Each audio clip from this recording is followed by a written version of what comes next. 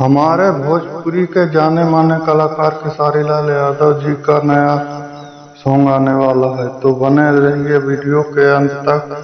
नमस्कार दोस्तों, मैं कैलाश कुमार। इसी के बारे में हम बातचीत करने वाले हैं, तो वीडियो को लाइक जरूर कीजिएगा और साथ में सब्सक्राइब कर देना मेरा दोस्त, ताकि नोटिफिकेशन आप तक पहुंच जाए।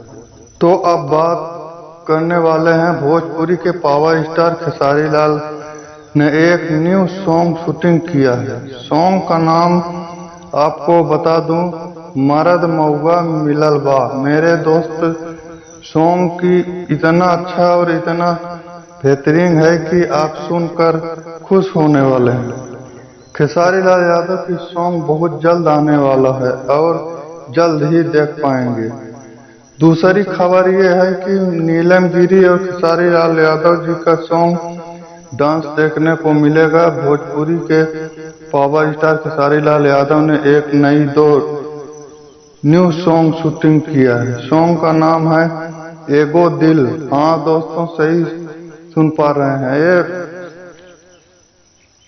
वाला सॉन्ग बहुत जल्द ही 10 या 12 सितंबर को रिलीज होने वाला है। तो दोस्त, खेसारी लाल भैया का दो सॉन्ग का खबर कैसा लगा कमेंट करके जरूर बताइएगा और वीडियो को सब्सक्राइब जरूर कीजिएगा। नमस्ते, प्रणाम।